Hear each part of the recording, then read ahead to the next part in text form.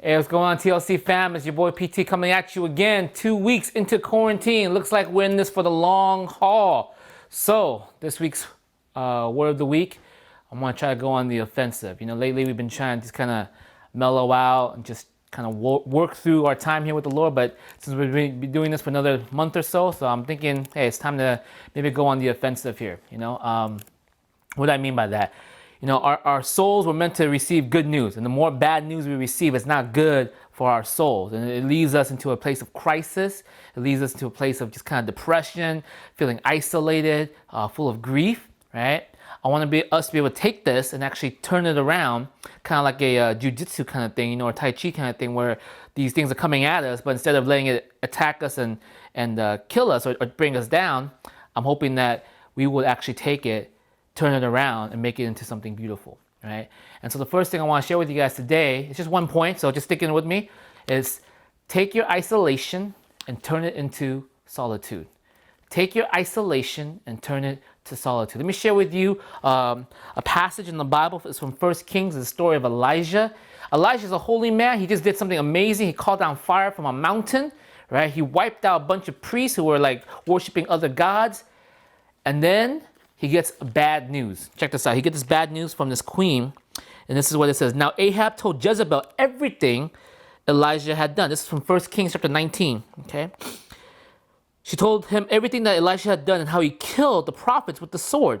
And so Jezebel, this queen, sent a messenger to Elijah to say, may the gods deal with me, be it ever so severely, if by this time tomorrow I do not make your life like that of one of those guys.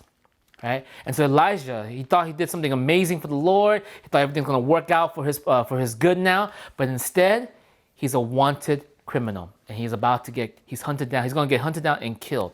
And so what does he do? He isolates himself. He runs. He said, I'm done with this. He walks away. Elijah was so afraid, verse 3, and ran for his life. And when he came to Beersheba in Judah, he left his servant there. And while he himself went a day's journey into the desert, he came to a broom tree, sat down under it, and prayed that he might die. I have had enough, Lord, he said. Take my life. I am no better than my ancestors. And then he lay down under the tree and fell asleep. So here he is. The crisis comes. He wants to isolate himself. It's very similar to what we're going through right now. There's a big crisis coming. We're forced to be isolated. We're forced to be in our homes. We're forced to deal with kind of like being stuck without a job, being stuck with the grief or just the anxiety of not knowing what to expect for the future. We're being isolated, and these things come at us, and it has a way, these bad news has a way of eating at our souls. God knows that, and what does he do? He uses this time of isolation to turn it into solitude for Elijah. All at once, an angel touched him and said, get up and eat. He looked around, and there by his head was a cake of bread, baked over hot coals and a jar of water. He ate and drank, and then he lay down. Right? Solitude. What does this mean? It means simply time with God. Right? Instead of using this isolation as being distracted with your television, your phone, screen time, trying to glutton yourself by eating everything around you, right? Use this time as a time to connect with God, because you need a touch from God. You need your soul to feel what it's meant to feel, good news. And the only way you're going to get that is if you spend some time with the Lord. How do you do that? It means simply, maybe it's having a good meal with your family, right? Maybe it's time to stop, like, you know, ordering out in and out and eating here and there, but sit down. Have a family meal. Talk to your children. Talk to your mom. Talk to your dad. Have a conversation. What does it mean, solitude? It means maybe it's time to open the Bible. Crack it open. Where do I read? Anywhere. Crack it open. Book of Romans. Let anywhere. And start reading. What does it mean? What does it look like to have solitude? It means maybe going for a walk, right? Just enjoying the nature that God has made. Enjoying the beauty of it. Enjoying just the weather that's been so great that California's always been blessed with.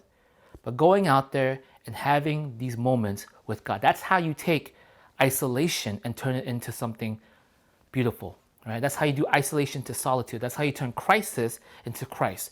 So my word this week, guys, very simple. Take this isolation, go on the offensive, turn it into a time of solitude. Let your soul receive good news, for it needs it. All right? All right, that's cool. My Second thing I want to share with you guys is just updates from our task force. They say that the big peak is going to hit California really soon, and we're going to have a really huge uptick in the amount of cases that we're going to have for the coronavirus, right? And so what we've been told to do is this, very simply: if you are feeling sick, stay home. Right? If you're feeling any symptoms, stay home. Don't call the doctors. Only time you go into the hospital is if you have a really hard time breathing. Now, what does hard time breathing mean? They told me it's like you're gasping for air and you're drowning. If you're starting to feel that way, go to the hospital. That's when you come in. Otherwise, stay quarantined, stay in your home. Don't go anywhere else. Okay.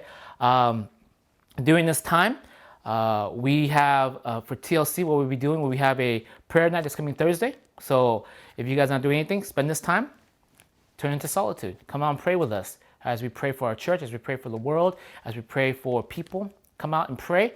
Our brother Jeremiah will be leading that for us. He's going to be one of the Zoom places. If you guys are financially struggling, there is a website. I'm going to post it somewhere here to let you guys know how to apply for the unemployment that's going to come for California. Right? It's very nice. If you are on furlough, there's a place to apply for it. If you are stuck at home because your children are at home and you can't go to work, go to that same website. They'll tell you how to set it up and everything. But it's unemployment insurance is what the site is called. So we want to help you out with that. So let us know if you don't know how to do it. Let us know. We'll help you with that process. And once again, if you have family members who are or members of people who are stuck and they need to have food and they can't afford it, or they can't get out, let us know. We'll personally deliver it out to them. Okay. We love you guys. Have a great week. Be good, and I'll see you guys next week.